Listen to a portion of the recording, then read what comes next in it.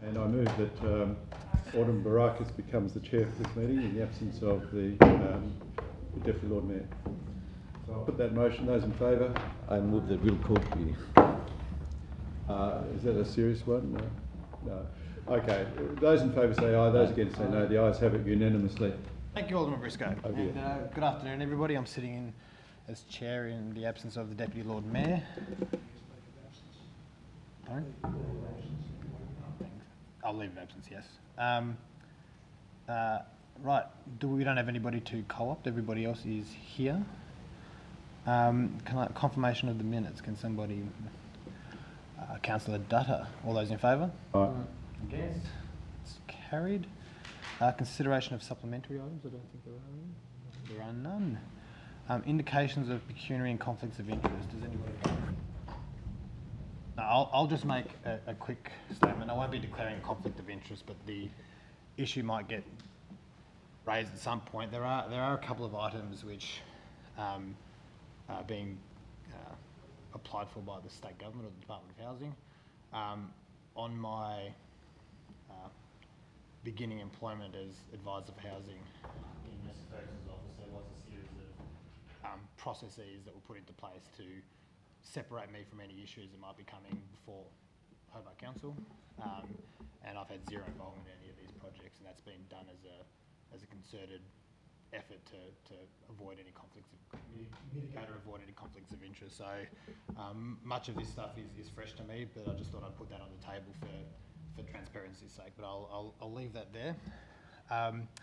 Move on to part 7, committee acting as a planning authority.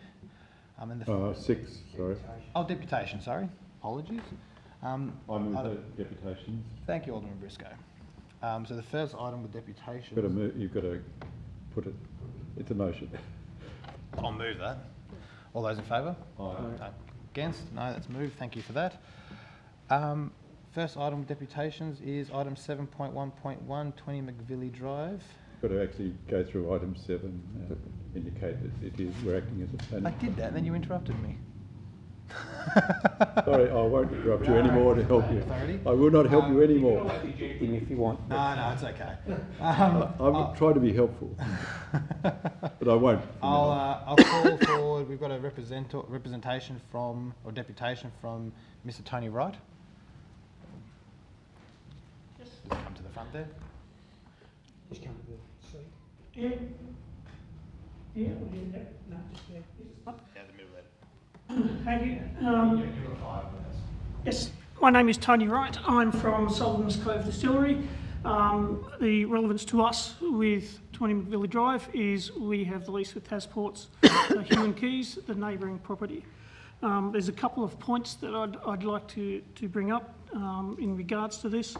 Firstly, the work that we have done for ourselves in conjunction with Tasports for Hugh and Keys was done in isolation of this tram shed proposal, and similarly the tram shed proposal was designed and configured in isolation to the work that we were doing. Since this has come to light, I've met the architects on site and looked at areas of common benefit that could take place, given that we're located beside each other, and when viewing this area as a precinct, rather than individual items, there is some benefits to both parties if during detailed design we make some changes to bring in the tram shed, and similarly the tram shed to bring into us.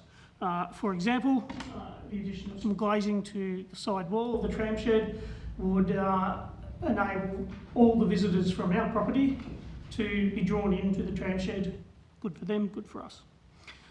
Similarly, so that's the first point. The second point, looking at the use for the area, there is a fantastic opportunity for the tram shed to be located where it is. Good for us, good for them, good for the precinct. However, we've got some concerns over the design of the building as it stands. The architects have done an excellent job designing to the scope. We suggest that the scope is to store the valuable trams in good condition and to be able to work with them, and to allow some visitors to come in and have a look. Dropping the word museum into the title doesn't make it a museum, and we would be concerned that full advantage of the museum component of this design hasn't been considered enough. For example, it's a fantastic spot down the wharf, and putting all the internal walls along the frontage to the river may be better off at the back of the river and some glazing along the front to draw people into there. Thirdly, the third point, this is a long-term valuable asset for the council, and if anything, the last couple of years have shown that tourism can be quite fickle. Is the design of the building as it stands the most suitable to allow for flexibility in the next 10, 15, 20 years if the museum component of this financially doesn't stand up? So look, the key things I'd like out of today is some consultation, if this is to go ahead and ours is to go ahead, between the two parties during the detailed design, and then just for you guys to consider the design as it stands versus the purpose. Thank you for that. Open up to questions. It looks like Alderman Briscoe's first. Thank you, Chair. Thank you for that, Tony. It's good that you have started to get dialogue with the Tram people. Just to inform me, because what is your project about? We have recently submitted, but are just getting consent from Crown Land, to refurbish the drill hall at Hugh and Keys back to its original 1912 condition, and build at the back of it a whisky distillery for Sullivan's Cove whisky. It's $25 million worth. I'm sure it'll come across your desks. Yeah, so it seems a good fit, doesn't it, if you get the tourists there and whatever? Well, it's a fantastic opportunity for both. Yep. to be done. It's the design in isolation that we're concerned about. It also is, unfortunately, a good opportunity to be detrimental to both designs if not done well. Good, thank you. Councillor Dudder. Thank you, Chair. Just a question with regards to consultation. So has there been any consultation at all thus far? Between ourselves and the tram shed? Look, aside from when we became aware of this design, immediately we contacted the architect and arranged to meet them on site. They were unaware of what we were proposing, which is understandable, and we were unaware of what they were proposing. So we took both designs and discussed any areas of conflicts with services, which there doesn't appear to be any, the scope of what we were doing, the scope of what they were doing, and looked at areas where there was some commonality and opportunity to improve a bit on both sides, particularly around landscaping and pathing at the common boundary. Other questions? Right, thank you for that. Thank you. Next up, as soon as we're ready, we've got Mr. John Kelly on behalf of Scott Balfour.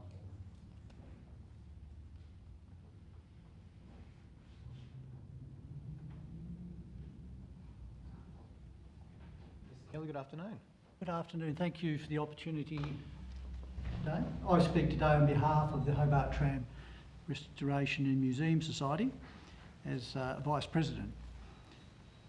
Trams are an important part of Hobart's history, its heritage and its economic development. The Southern Hemisphere's first electric tramway service commenced right here in Hobart in 1893. And then Council actually ran the whole operation from 1913 to 1955, with the final 5 years run by the state government up until 1960.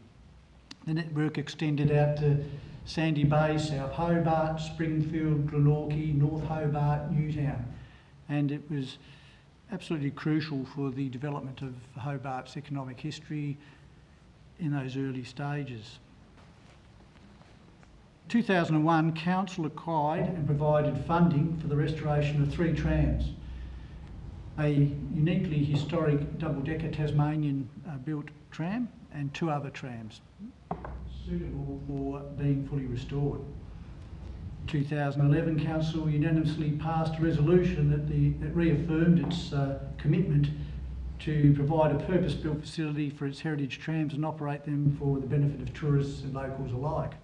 2013, the Hobart Tram and Restoration Museum Society, H-Trams, was formed, and a business plan submitted to council which resulted in Hearst Projects Consulting to undertake a comprehensive feasibility study for council for a tram facility, restoration and display area, and beyond that to operate the restored trams on the existing railway line to Cornelian Bay.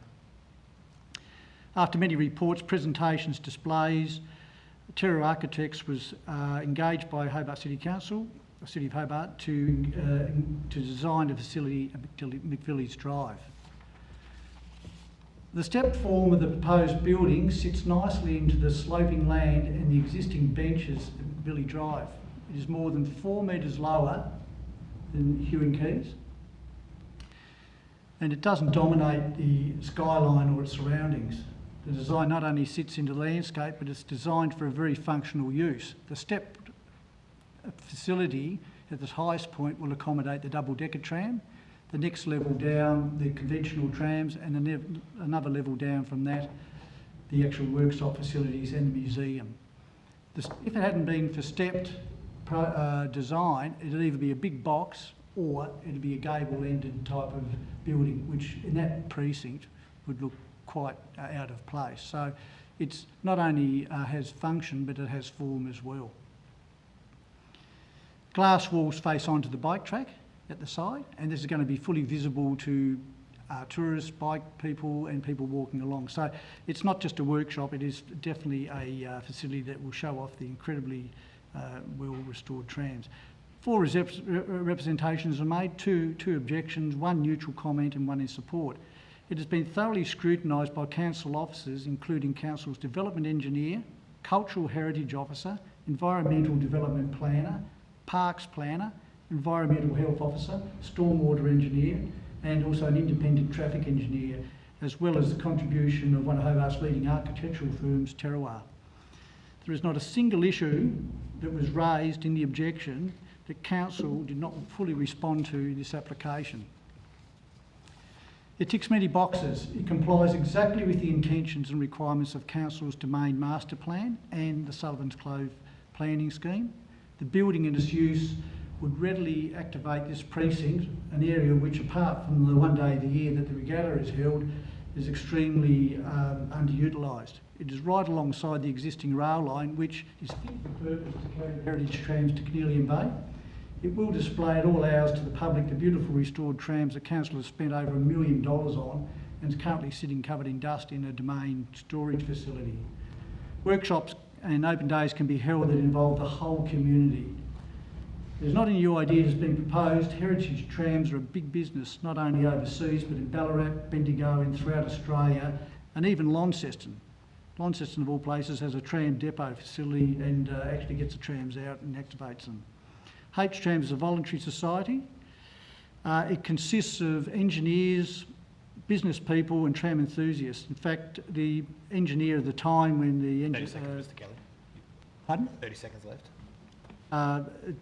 Council's officers are on the committee. The application is a real opportunity for a shovel-ready project, and for all the reasons I mentioned before, it has a real opportunity. The objection that was made, as far as glasses was concerned, that could be an amendment, we believe. As far as being told as to the set out inside for a museum, there's plenty of scope, room, facility to do that. So we don't really know how that could be possibly taken into account today. And also to the whisky facilities, it's not even a development application as yet. It may not even go ahead if all things don't fall into place for that. So thank you for the opportunity, and more than happy to answer any questions you may have. Thank you, Mr Kelly. We'll go to questions. Alderman Briscoe. Yeah, Chair. Thank you, Mr Kelly. I know you've been involved with this project for a number of years now, and it's great to get to the stage of a DA application.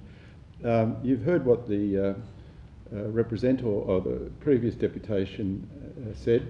Can you respond to that? Or? As I said previously, that's not even a development application. It is before council as yet. Who knows? It may not even get there.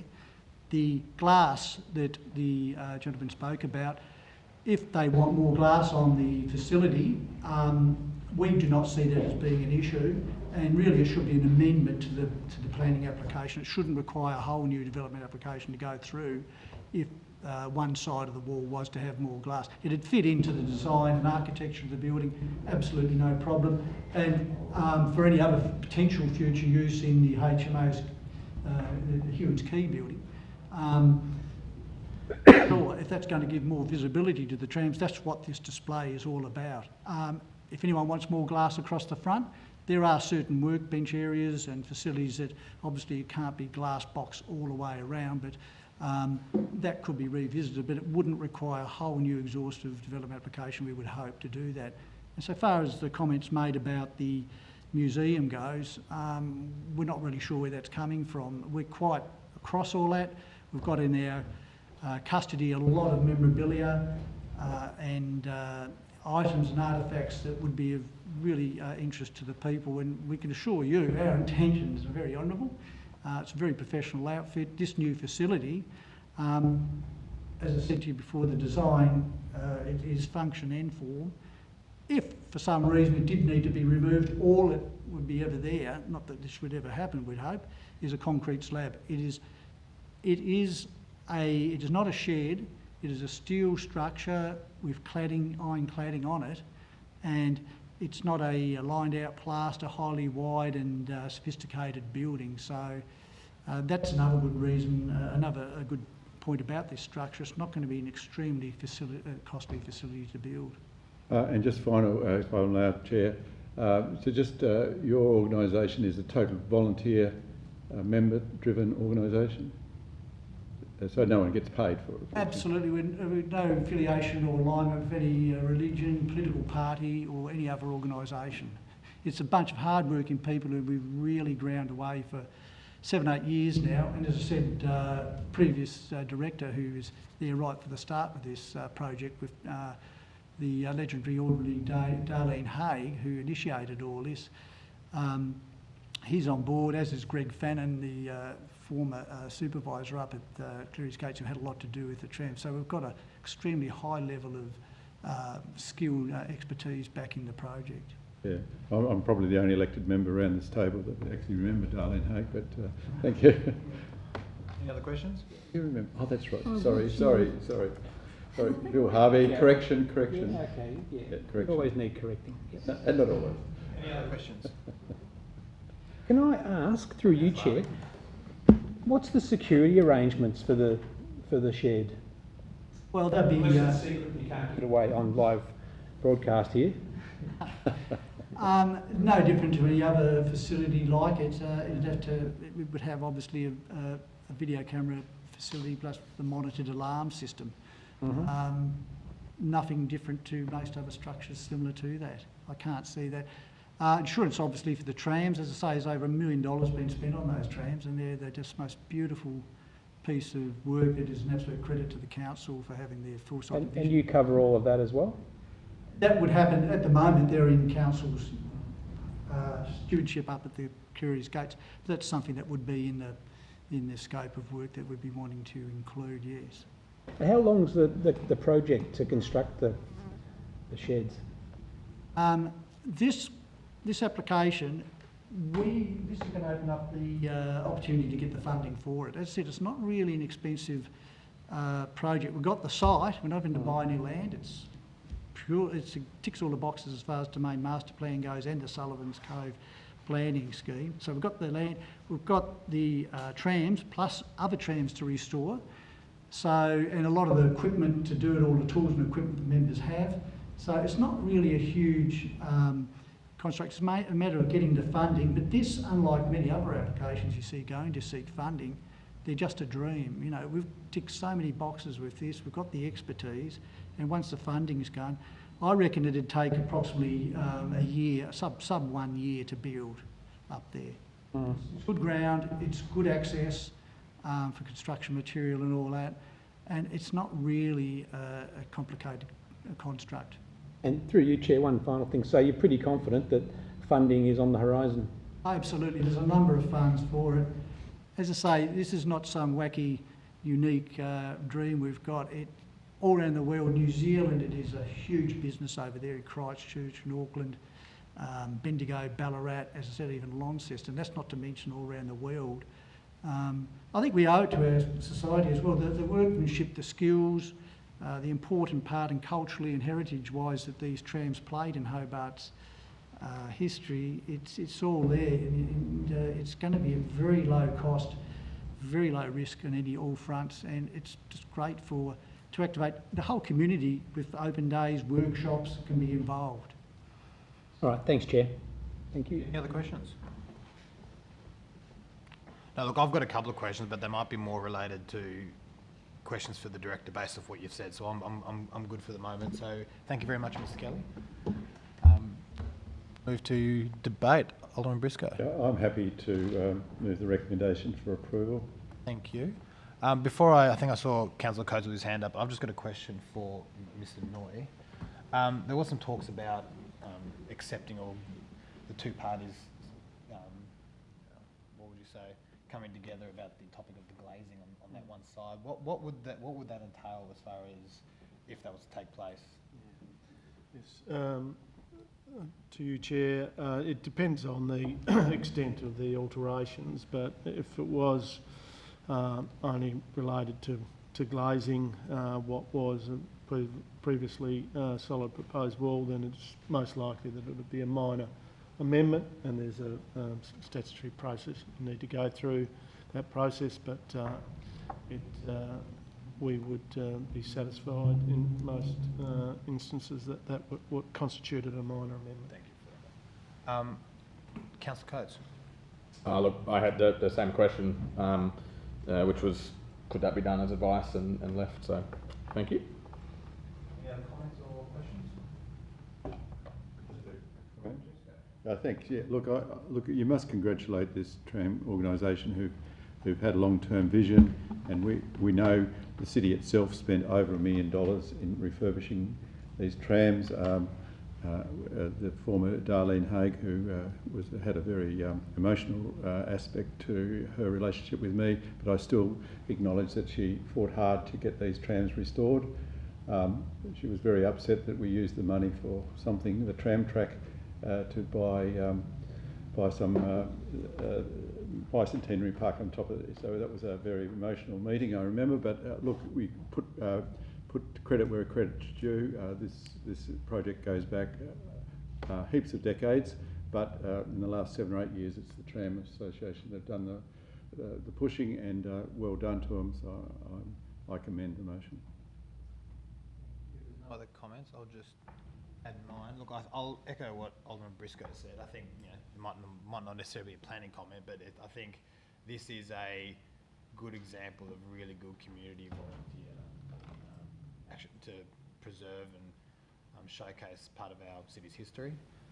From the planning aspect, I think the planning officer's report is quite comprehensive in this case, and noting the concerns that were raised and the points that were raised by Mr. Wright, I think we need to look at this from a planning perspective, and if there are agreements and concessions that both parties are happy to make over that matter of the glazing, as has been said by Mr. Noy, that's something that can be fixed through a minor amendment, and hopefully that can happen, because the more cohesive and agreeable all parties are in that area, the better the precinct will be. So hopefully that does happen, but as far as the application we've got in front of us, I think it ticks all the boxes, and I think it's a very positive thing for the precinct, and it's a good showcase for our city's transport history. So with that said, I just forgot we should just add advice to encourage the two parties to have discussions. It's not in the motion, so I'll just add that as the motion I've moved. Yeah, thank you. I'll move the motion as the item as moved by Alderman Briscoe with the addition of that advice. All those in favour say aye. Aye. Yes? No? The ayes have it. Unanimously. Unanimously. Very good. So thank you for that. Does that go to full council? Yes. So that will go to full council on Thursday. There we go. Right, next up we have item 7.2.1, which is 225 Harrington Street. We have three representations. First one from Mr. Gary Malloy. So Mr. Malloy, if you can come up to the desk.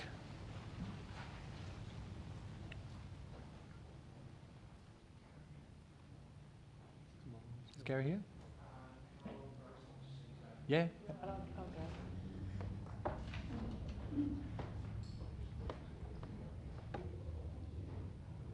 Yeah, you could go to. We have Louise Smith here.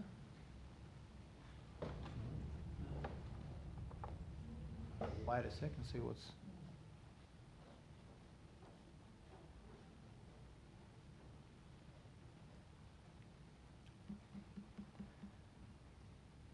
If not, we can always move on to the next item and see, give them a bit more time to come, but...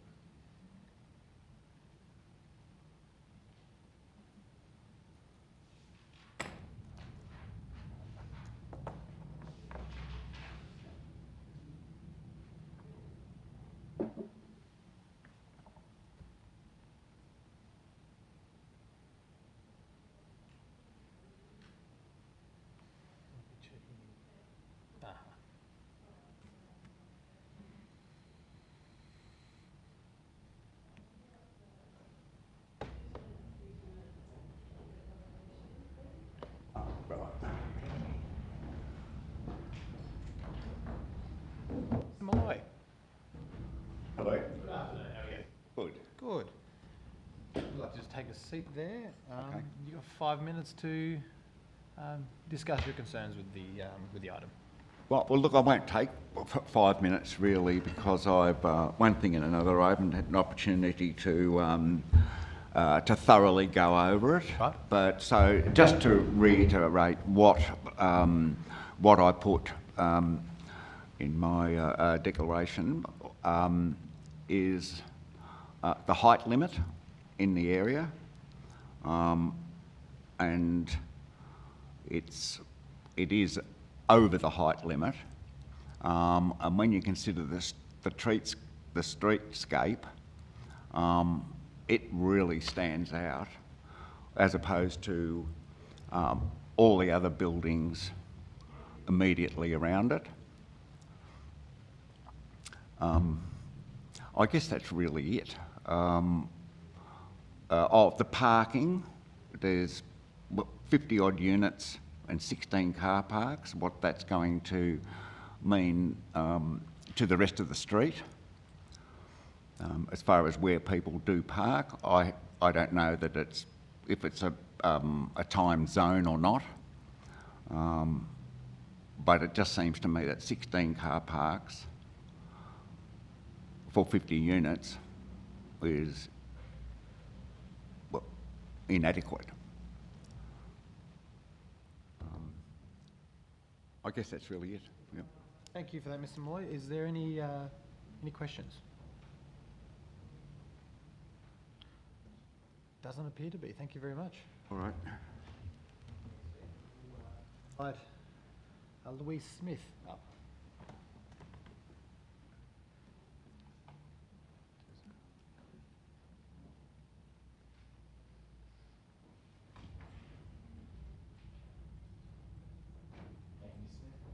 You've got 5 minutes. Please take a seat. Thank you for the opportunity to be here. A little bit similar to Mr. Malloy, it was a bit short notice for me. And I guess I'm taking the same approach. The two key things from my perspective, and I live in the area, in an area that's designated a heritage area. The two key things are essentially, one, the height and the bulk of the proposal. So not necessarily the proposal itself, but just how tall and how wide it is. And also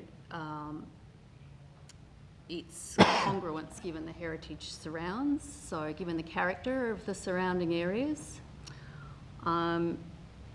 Whereas, I mean, there are a number of different views that people get. I'm not just talking about residents, I'm talking about people, you know, the public generally who use the area. So when I was walking up Harrington Street, so towards North Hobart, it would appear to me that the proposal will in fact block a significant portion of the heritage homes on the left-hand side of Harrington Street as you're driving up. So it would appear to me that it will take out a sort of a slice of that heritage view. Now, that might not be something other people are so aware of or so concerned about, and I guess I come to it from being in the area. I mean, it's not a view I see from my house, it's a view that the public would see from the street that I'm talking about.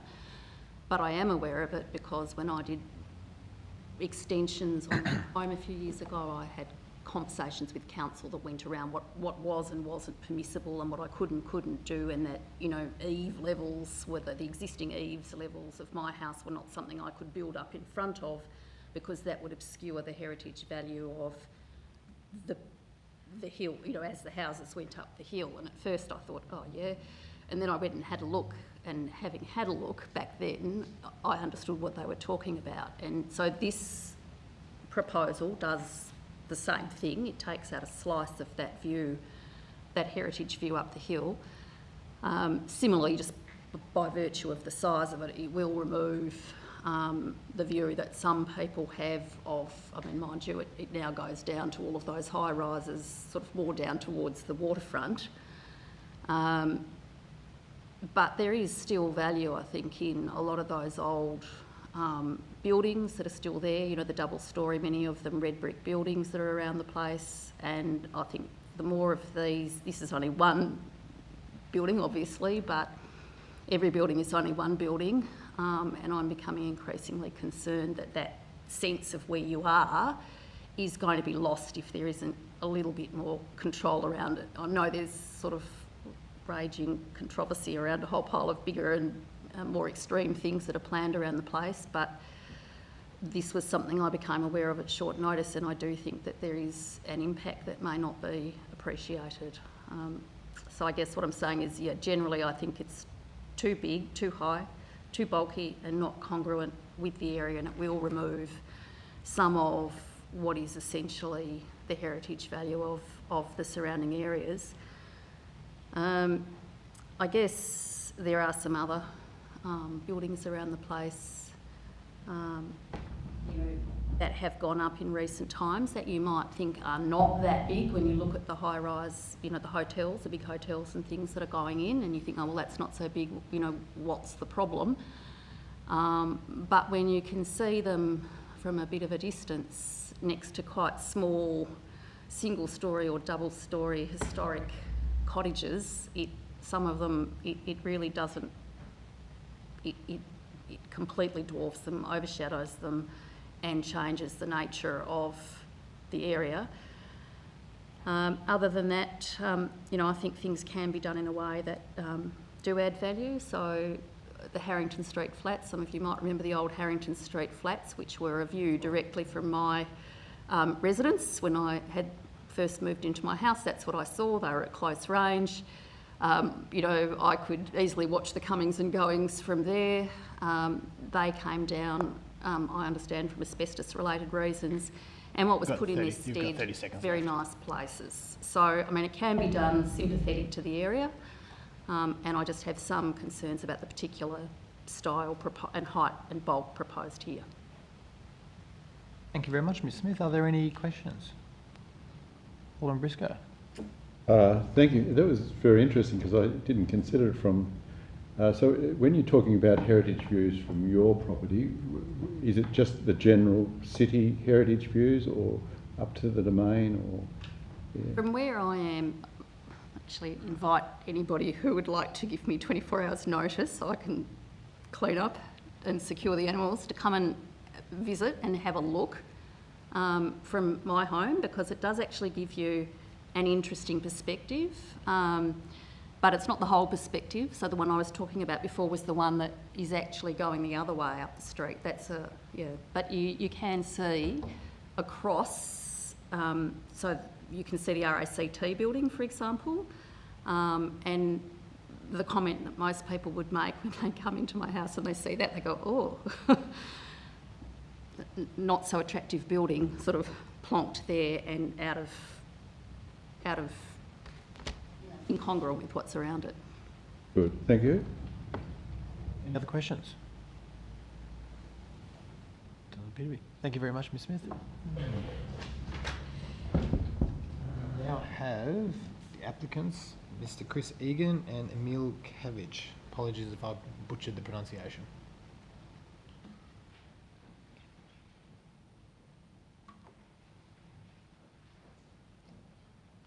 Thank you. Good afternoon, all. Thank you. So yes, the 225 Harrington Street, the new Bethlehem House, will be an accommodation facility for 50 men experiencing homelessness. We know sort of homelessness within the community is a current issue, and this facility certainly, looks to alleviate some of that across the community. So the facility, yes, as I said, will have 50 bedrooms, 50 units for the men experiencing homelessness, in addition to some common facilities, those being either dining or outdoor facilities for sort of therapeutic type experiences. So the building makeup on ground floor, we have an administration, so the Bethlehem House Administration Department, along with the common dining facilities as well, with some additional outdoor garden areas. One key aspect of success in a building like this is having several different common facilities for the residents to break out to, and not just a standard common facility. So the design effectively provided a familiarity to the residents with the use of the material palette and form. The actual site is permissible to build up to a 0 Harrington Street frontage and to the side boundaries. So we've been quite intentional in setting back all facades for different reasons. On the side facades, certainly to provide optimum fenestration windows and natural daylighting to these units. Also on Harrington Street, the setback of the majority of the facade is at approximately 2 metres, just to provide relief to that frontage. And that common wall also is below the permissible height. So the permissible height being 15 metres along here, we're up to about 13.5. So we've intentionally set back our upper roof terrace, or level 4, just to alleviate the sight lines and I guess the scale at the Harrington Street frontage. What this also has, we've been able to achieve is a reduction in overshadowing to neighbouring lots. So whilst we are slightly over in the permissible height, is significantly set back from the boundaries, it reduces the overshadowing to neighbouring properties and across Harrington Street quite significantly. So also we were quite intentional in the material palette and tones. We did look at study all the heritage and the Regency and Federation type buildings that are up Harrington Street and down around Murray Street. The repetition of different window fenestrations in the Federation and Regency type architecture, the use of brick, in particular red brick, and this mix of industrialised and residential zone. So the actual building being sympathetic to what we see in its natural context. Also the connectivity through to Murray Street and the old Waratah Hotel, which has been repurposed, and that synergy between the two, both from a functional and an architectural presence, was quite important. Do you have anything to add? Thank you. Thank you very much. I'll open up to questions. I've got Councillor Harvey and then Councillor Dutta. So the two issues raised by the representatives were, one was the parking and the other one was the bulk and possibly obstruction of vista down Harrington Street. Have you got a response to those issues? Yes, yeah. I guess with the parking first. So the parking facilities are primarily accommodating the Bethlehem House Administration staff. There is public transport nearby public transport to the facility. Generally, the residents, not generally, but for the most part, the residents haven't got the opportunity to have vehicles, and certainly not parking vehicles at this facility.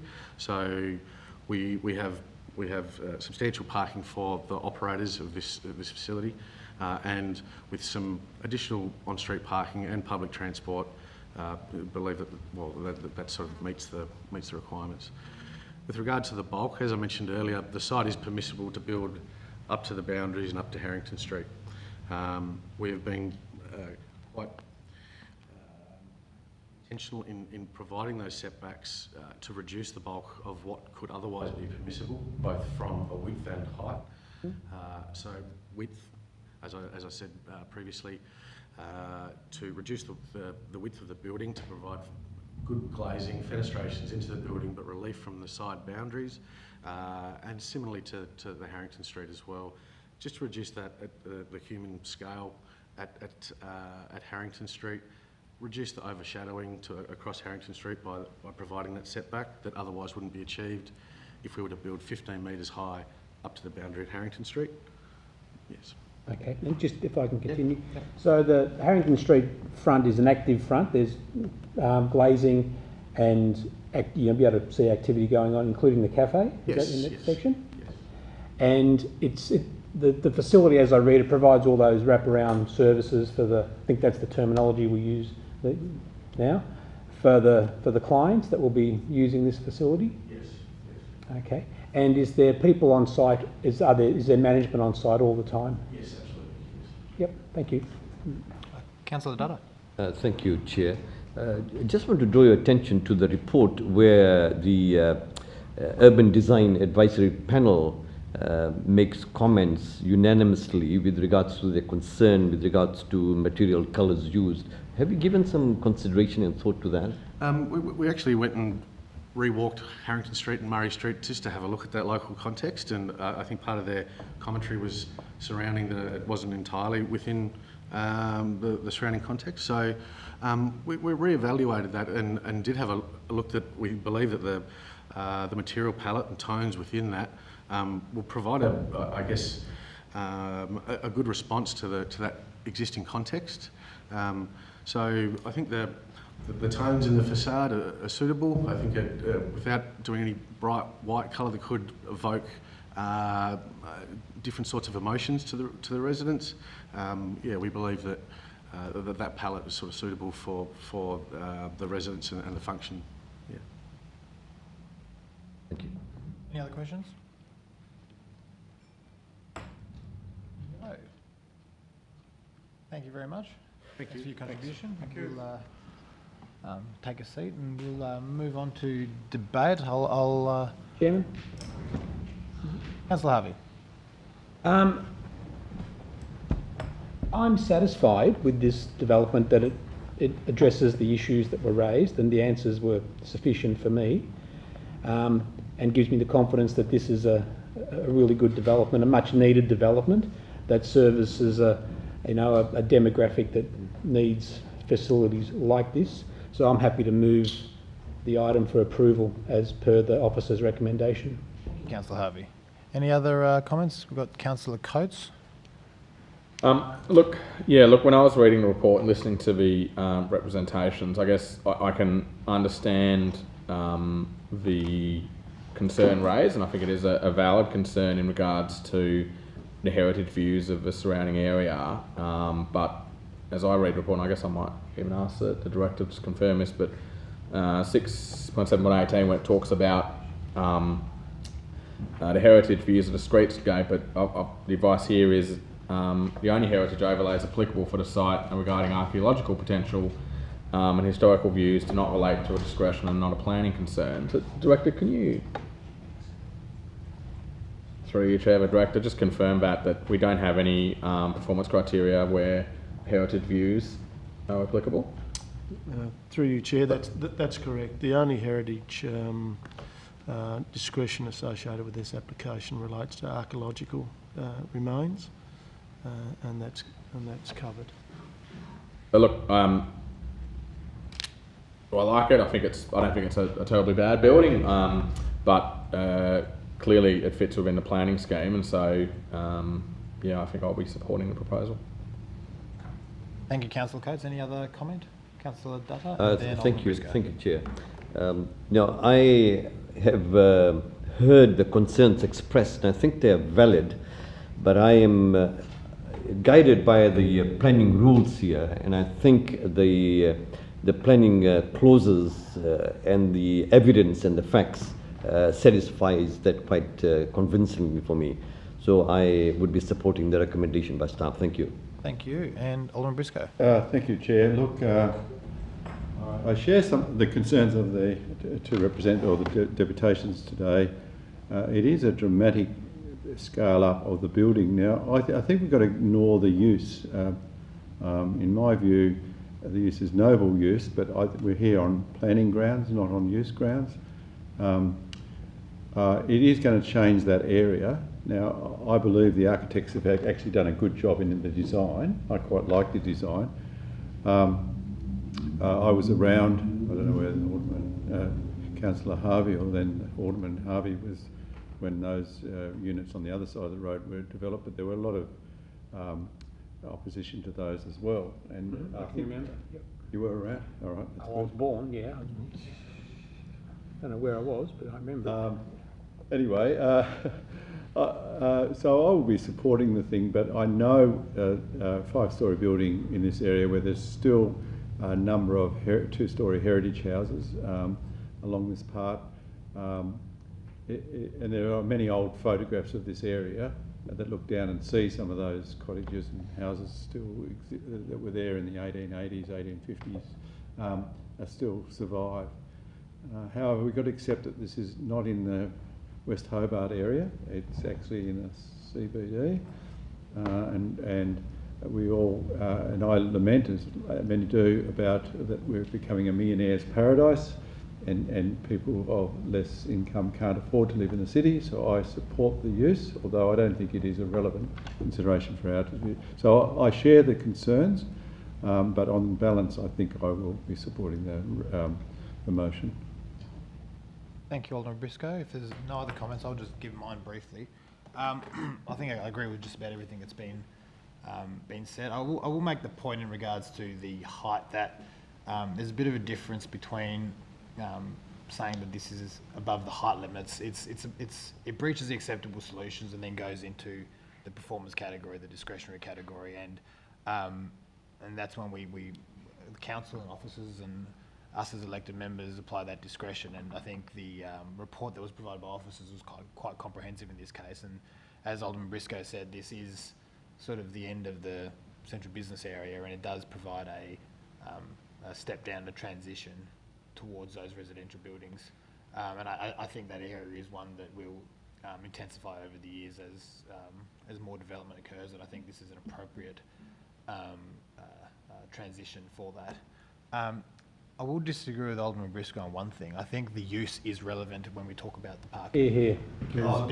Because when we talk about the parking, because I think discussing the demands of the parking, the residents that will be using these facilities aren't ones that everybody's going to be having a car. So I think when we can't apply the cookie cutter approach to parking requirements on an application that's providing a pretty specialist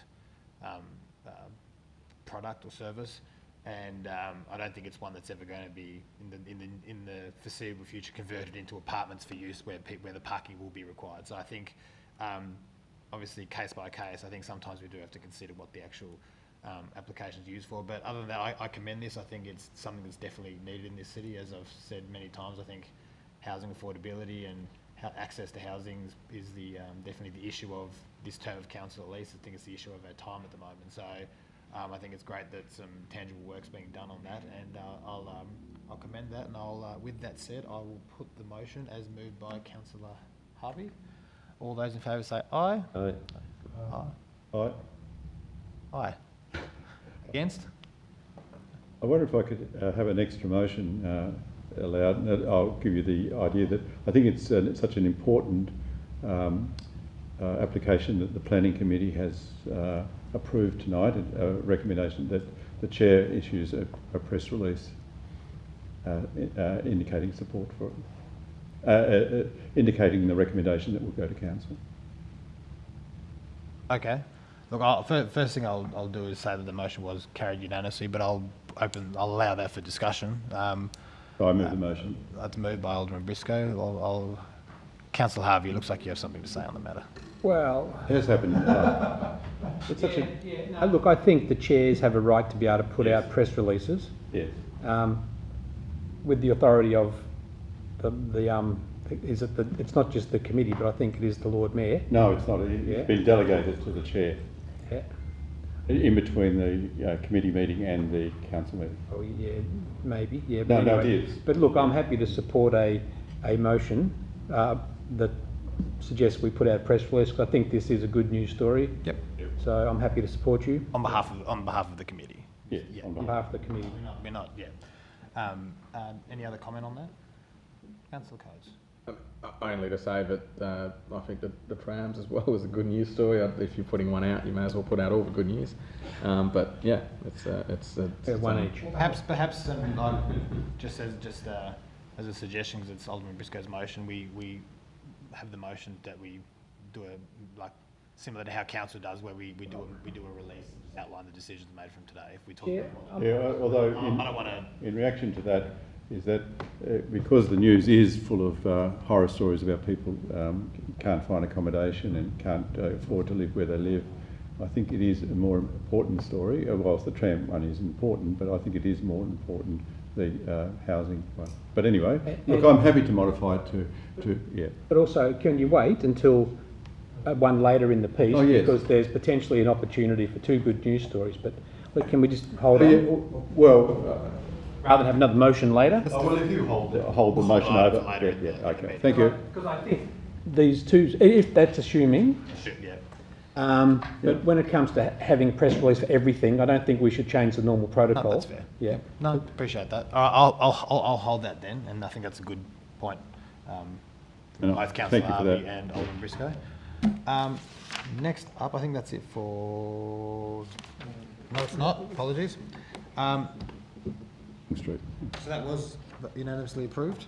And we now have item 7.2.2, 118 King Street, Sandy Bay. We have one deputation from Mr. Brett Harris.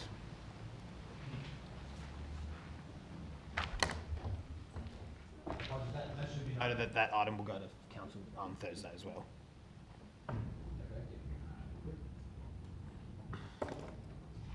Good afternoon. Thank you for the opportunity to present today.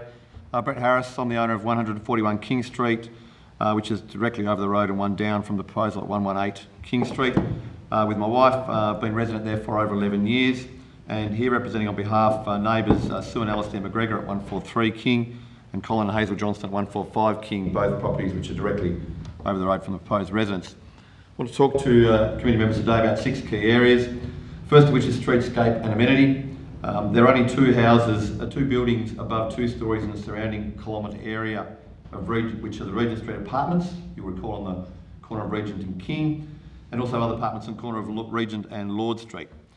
No properties in King Street have above 2 stories heights. There are 5 heritage listed houses just down the road on the same side of the proposal in King Street, and 13 in the blocks of Pillinger and King Street to Parliament Streets. 118 King Street is surrounded by a contributory heritage zone, both in Pillinger and also down through Parliament, down to Princess and up to the edge of King Street as well too.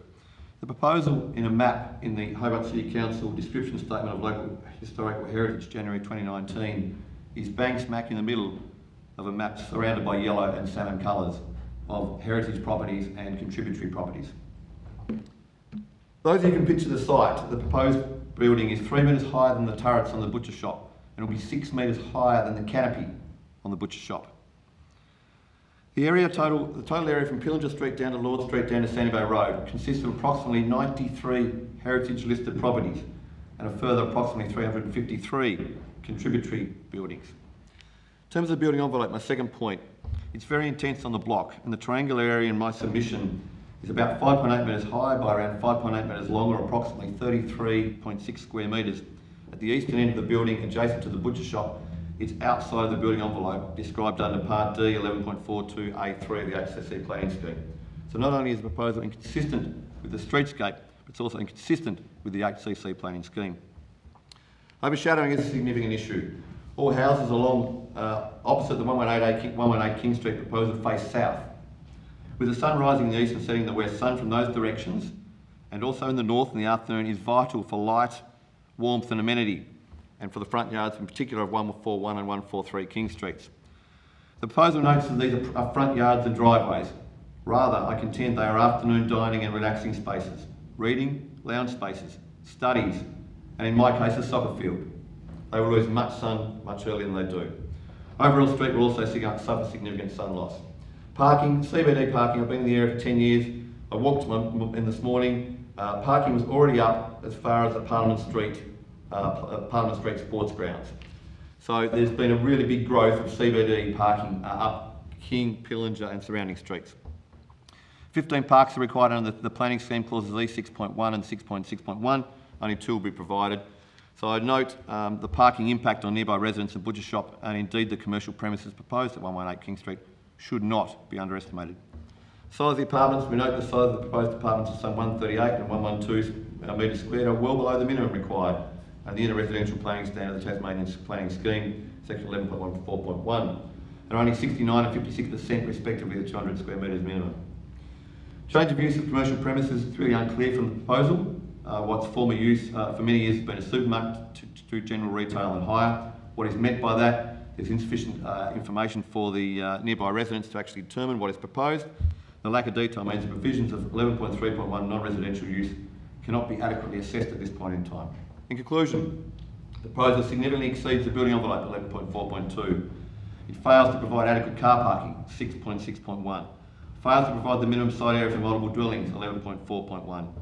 Fails to meet the relevant performance criteria and is inconsistent with the zone proposed purpose statements for the inner residential zone. Accordingly, it's the position of the 3 respondents that I report on, delegate on behalf of today.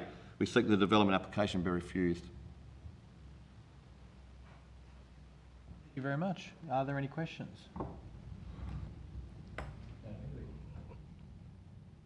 No? No.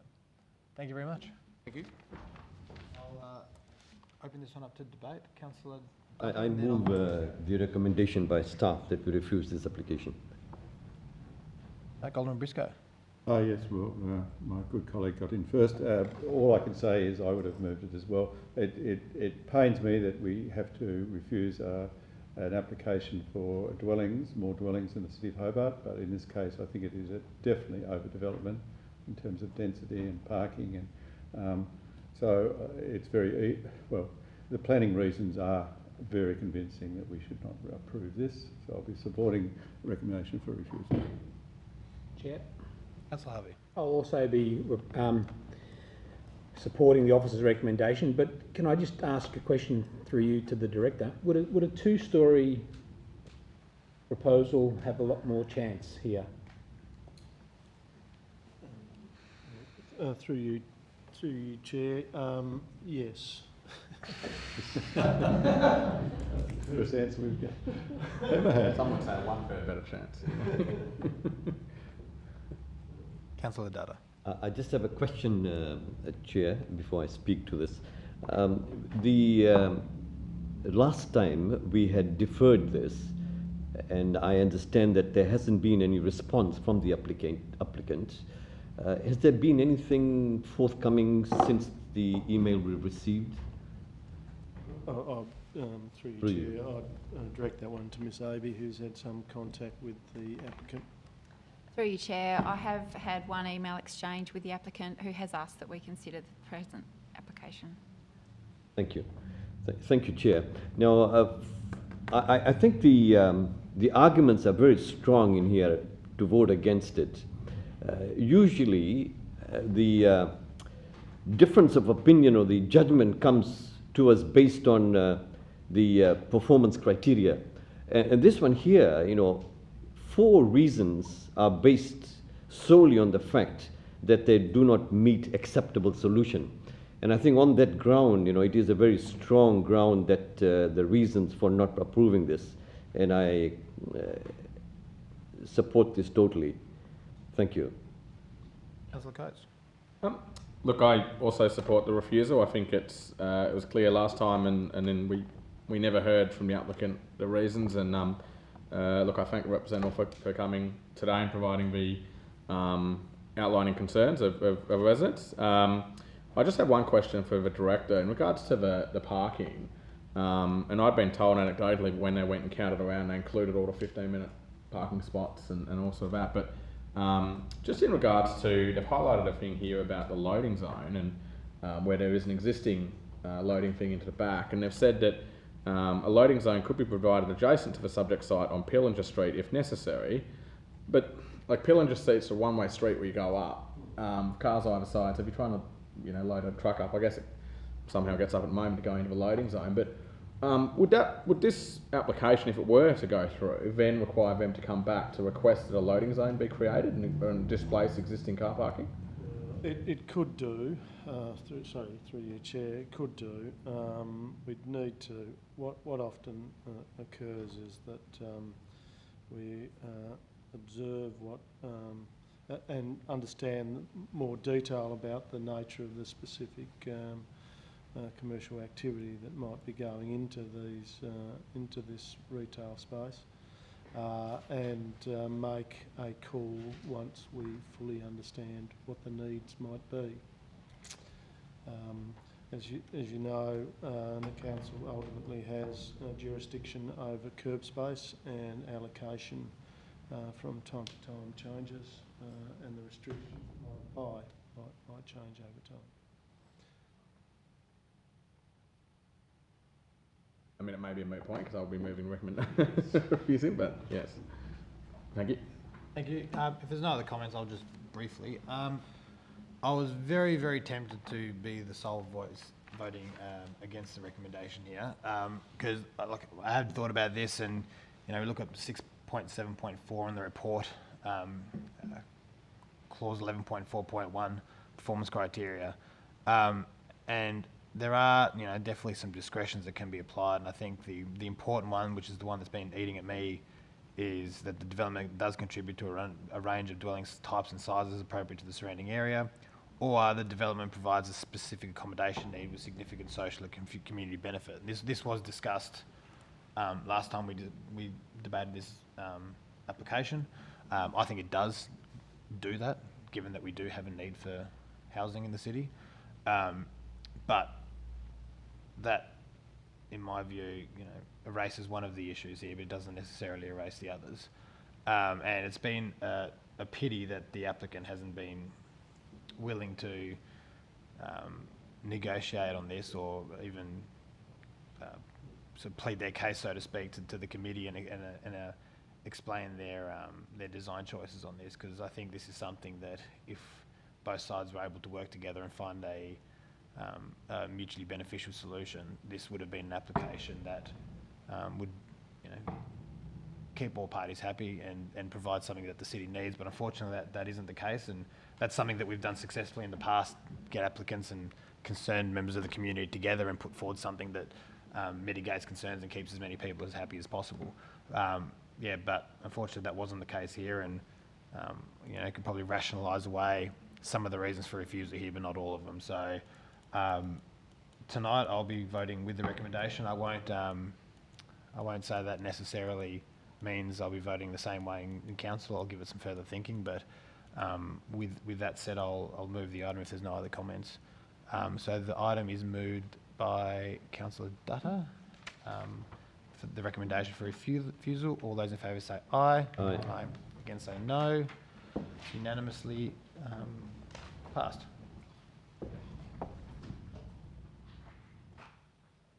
That goes to full council too. That will go to full council on Thursday as well. Up we have Campbell Street. It is Argyle Street. 7 point. Yeah. So next up we have item 7.2.3, 87 to 91 Campbell Street. I'll open the item for debate. Yeah, I think this is another excellent development. I move the recommendation for approval. Thank you, Alderman Briscoe. Councillor Harvey? Yeah, I'm also confident with this development application. I think it's a good application. And looking through the plans, I really appreciated the open space on each floor as well. I think that's a really good design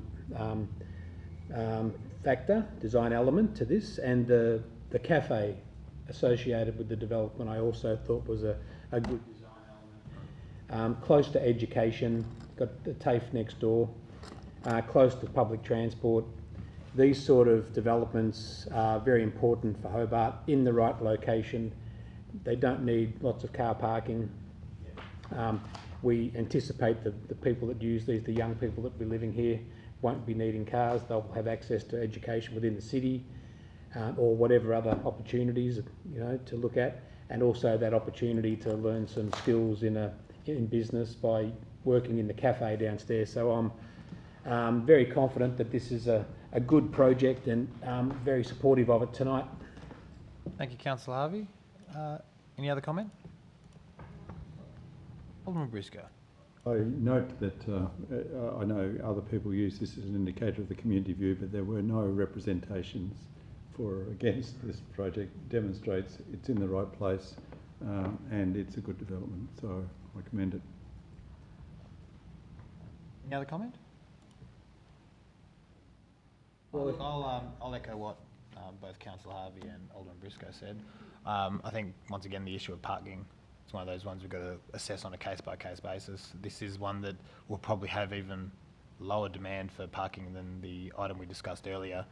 Not only do I think there won't be so much as a need for parking that Councillor Harvey outlined, I think there might not even be the access to cars by many of those that are using the facilities. And as we've said, it's located near wraparound services. It'll include wraparound services, and you know, not that anybody raised any concerns from the community, but those that might hold any.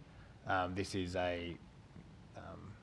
going to be in a configuration that, you know, won't afford itself to being turned into apartments in the future that will have those requirements. It's not something that would short stay. Yeah, well, it's not something I can ever foresee happening.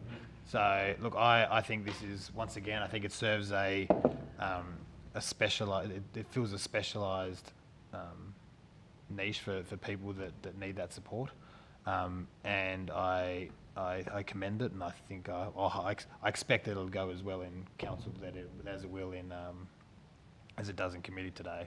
But I think it's a good step forward for addressing the issues that the city's facing. And Councillor, did you have another comment? And I am happy to include who moved it. That the committee put out a press release acknowledging these two developments as a good news story. That would be formed part of my motion. Yeah. Let's move this one, and then we'll vote on the second one separately. Okay, we can't include that in this one. Okay, separate motion, keep it tidy.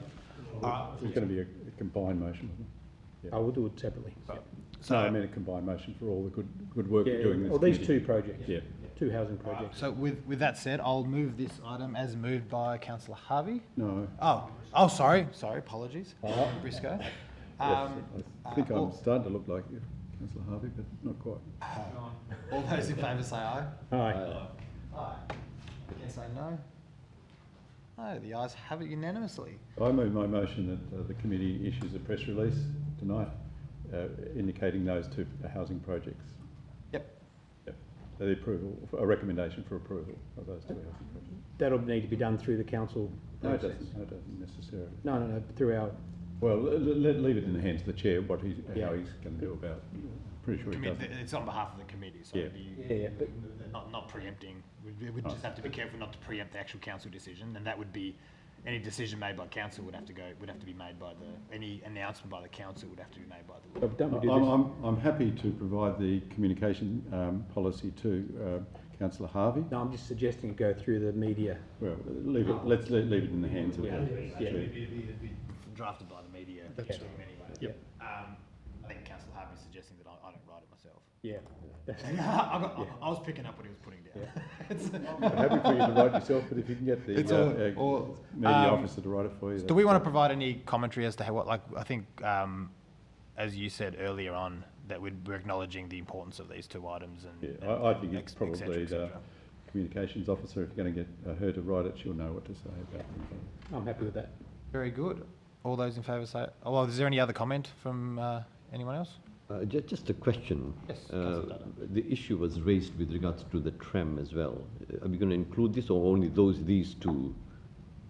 I'm happy to let anybody else jump in, but I think the comment was made earlier that, you know, yeah, we can do that, but this is about specifically acknowledging two important applications that are addressing a housing issue, or addressing the housing issue.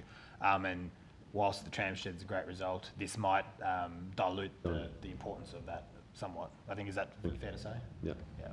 Councillor Coates. Look, when I made that comment, at the time it was raised in regards just to that previous application, and I said, oh, why don't we just make it about everything? But I think it does make sense to me upon reflection to just focus on these two housing ones.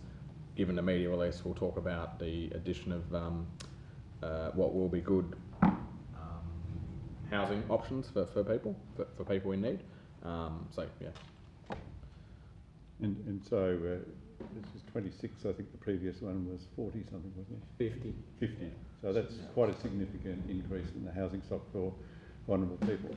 It should be noted that I don't know how you count, the Campbell Street one is not so much housing as it is specialist accommodation as well. So it's actually supported specialist accommodation for youth. So it's another thing again, but it is still an important component of our housing needs. Yep. Very good. I'll put that as moved by Alderman Briscoe. All those in favour say aye. Against say no. Unanimous? Unanimous. Very good. Well, isn't it? It is today. I didn't think it was all going to be unanimous, but it seemed to be like that today. What's going on? What's in the water? I thought we had a magnanimous chair. Instead we've got a unanimous one. Next up is, and I had it here just a second ago. Hampton Road. Scroll past it. 7.2.4, which 32 Hampton Road, Battery Point. Happy to move this, Chair.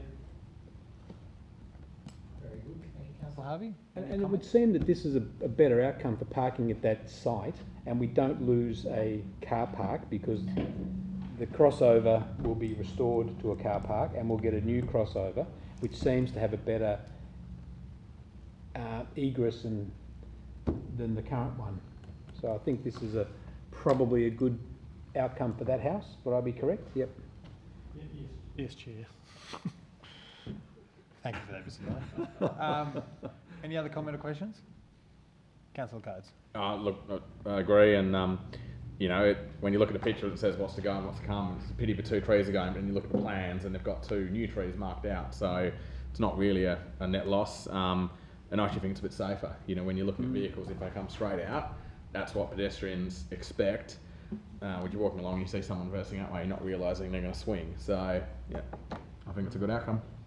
I'm actually a bit, I gather there's works on council land, but yeah, the reason we're saying it. Thank you. Any other comment? No. I've got nothing, so I'm happy to move that. All those in favour say aye. Aye. Again say no. Oh, very good. Unanimous. Unanimous again. So all the planning items have been unanimous? I was tempted to argue a little bit in that last one, just for not making so. I think you should be the chair. I mean, I think momentous media release, we're increasing car parking in Battery Point. But by one. We'll move on to part 8. We've got 8.1 delegated decisions. Does anybody want to move that? Any discussion? No. I'll move that. All those in favour say aye. Aye. Can say no. Right, we've got it's unanimous again.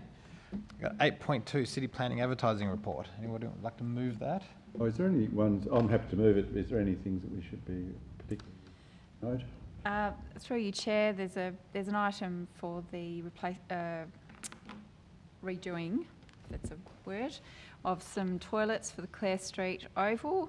It's probably the biggest item on the list, and a number of others which will come to the council because people are utilising council land, including a new shed for the tip shop.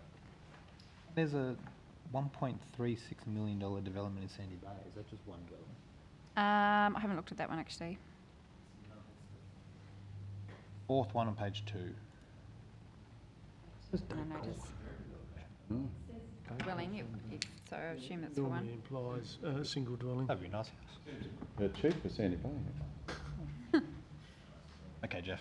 If there's no other discussion, I'll move that. All those in favour say aye. Aye. Against say no. It's unanimous again. Find out where it is. I've never heard of that. Statistics. Anybody want to move that? Yep. Councillor Harvey, thank you. Any discussion? No. All those in, I'll move that. All those in favour say aye. Aye. Against say no. Very good. Next we have 8.4 monthly building statistics. Anybody would like to move that? Yeah. Councillor Dutta, thank you. Any discussion? No, I'll move that. All those in favour say aye. Aye. Against say no. Very good. Now part 9, we have responses to questions.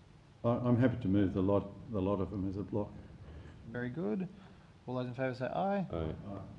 Say no. No, it's passed unanimously. And then we have questions without notice. Are there any questions? Speak now, forever hold your peace. No, there's none. Great meeting. So with that said, we'll move into the close. Can we get a motion to close the open the close? Councillor Dutta. All those in favour say aye.